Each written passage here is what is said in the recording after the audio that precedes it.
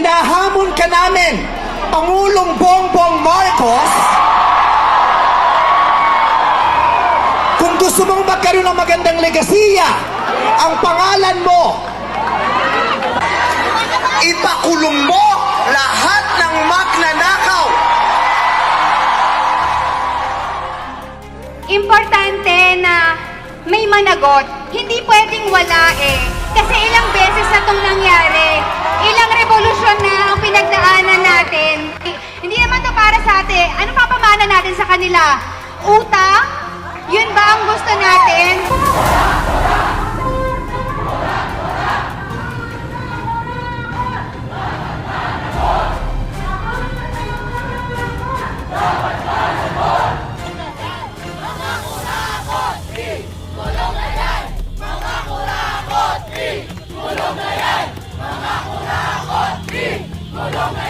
Para sa akin, hindi nga sapat ang kulong. Dapat patayin ang mga korap na magnanakaw.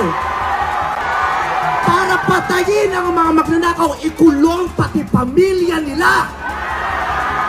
Mga kurakot!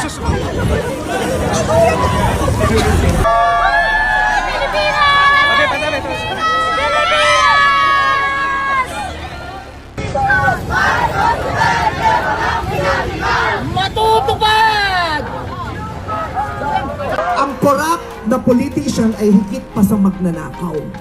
Ang korap na politician, ang korupsyon ay higit pa sa terorismo.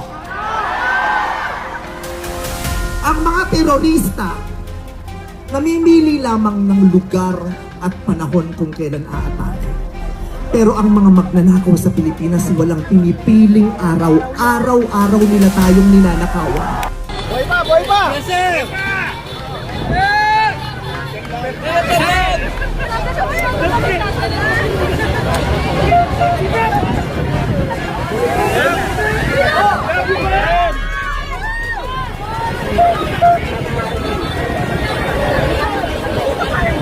Mama!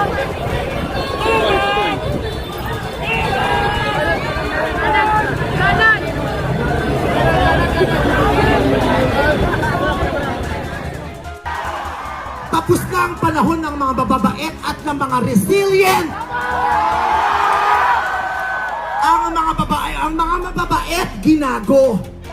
Ang mga resilient, tinarantado.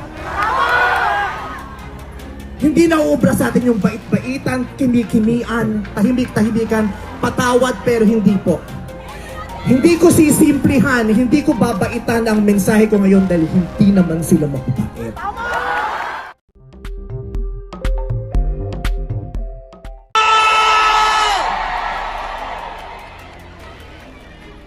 What's up?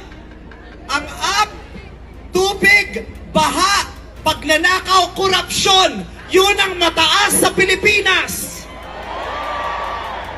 What's down? Ang down, ang babang-baba, yung mga Pilipino. Kaya sa ngalan ng lahat ng mga kapwa ko artistang nasa entablado ngayon, pati na rin yung mga artistang nasa baba at nasa iba't ibang lugar na nakikisama sa amin, binabati po namin kayong lahat. Mabuhay kayo, mga kapwa namin Pilipinong nanakawan ng gobyerno. Mabuhay kayo. Yan ang pagbati natin sa isa't isa. At para sa lahat naman ng mga politiko at bahagi na ng gobyerno na nagnakaw sa atin, nagnanakaw sa atin, mga nakatingin habang may nagnanakaw sa atin, mga kasama ng mga nagnanakaw sa atin, mga alam na may nagnanakaw pero hindi nagsasalita, mga kasama ng mga nagnanakaw, mga nagtatago ng magnanakaw, isa lang ang gusto naming sabihin sa inyong lahat. Patawad kay Father pero ilan ninyo!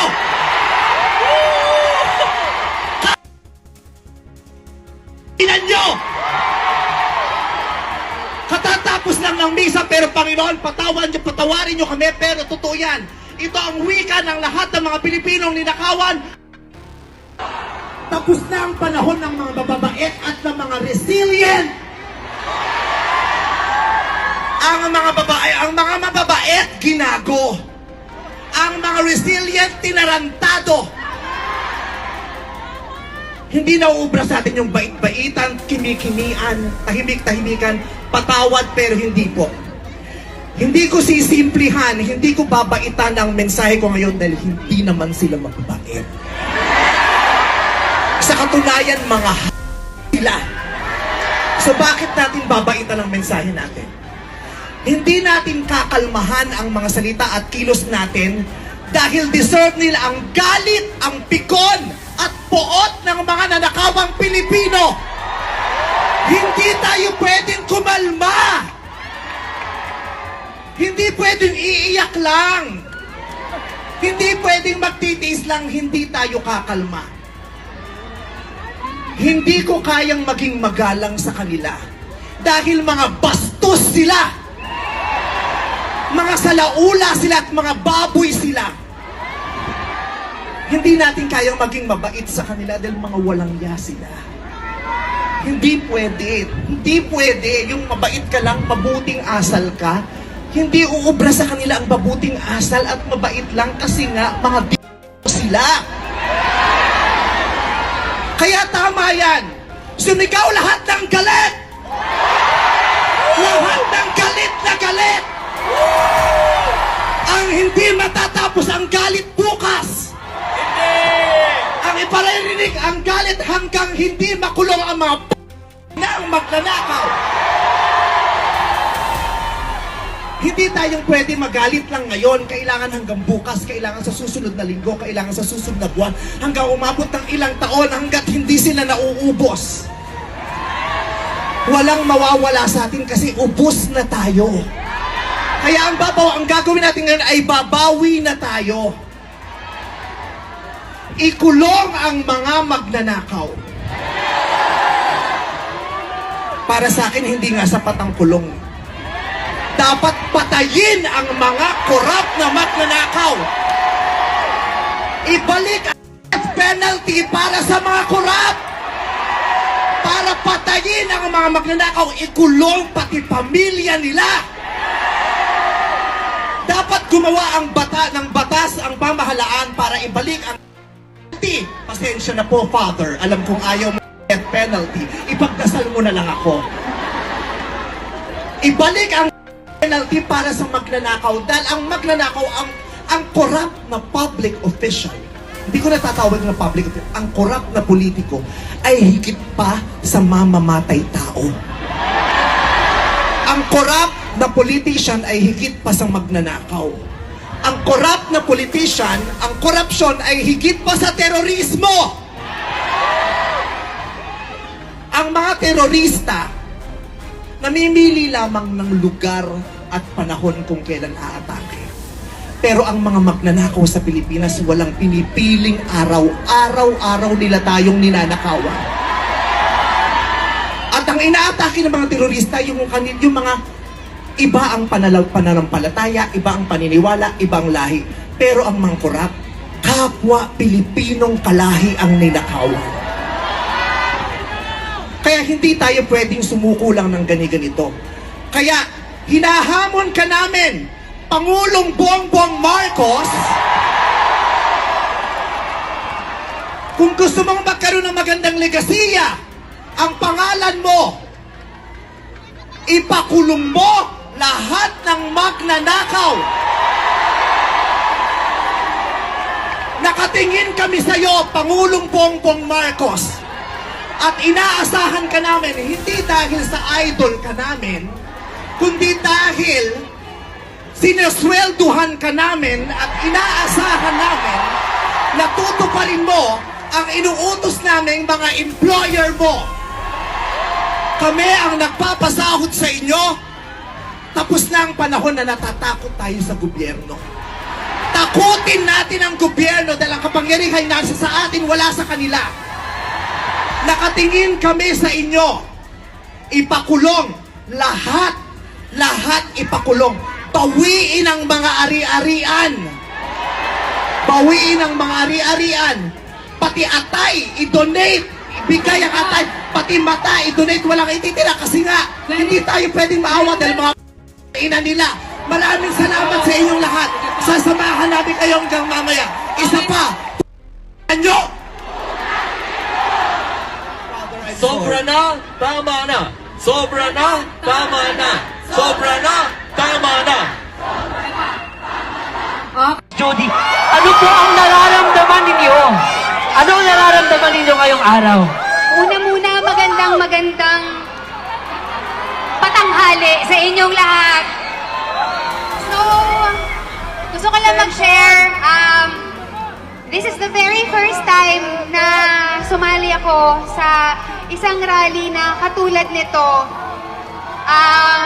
Naniniwala ako na sa pagkakataong ito, it doesn't really matter kung anong sektor ang kinabibilangan mo, kung saang institusyon ka galing, kung anong paaralan ka graduate, or kung anong paaralan ka nag-aaral. Ngayon, lahat tayo nandito dahil tayong lahat ay mga Pilipino. At bilang Pilipino, may karapatan tayo ang bawat isa sa atin na malaman ano ba ang nangyayari sa pera, ano ba ang nangyayari ang sitwasyon ng ating bayan. Para sa akin, importante na may managot. Hindi pwedeng wala eh. Kasi ilang beses na itong nangyari. Ilang revolusyon na ang pinagdaanan natin. Simula nung unang EDSA, EDSA 2, EDSA 3, at kung napakarami.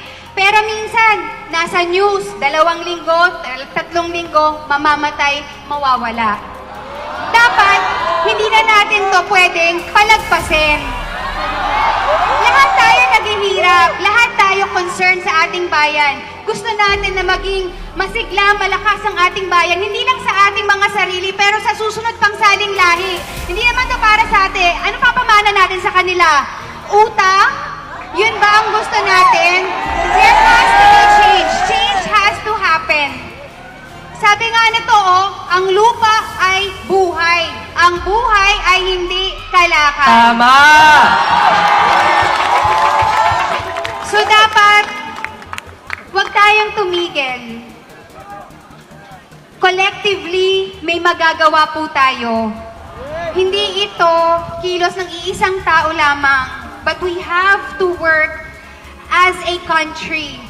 Tayong lahat, as a people, kailangan pong kumilos tayo. Kailangan po na marinig ang boses natin na gusto nating baguhin ang sistema. At syempre gusto natin na may managot, gusto natin na makulong ang korap. Maraming salamat po. Maraming salamat!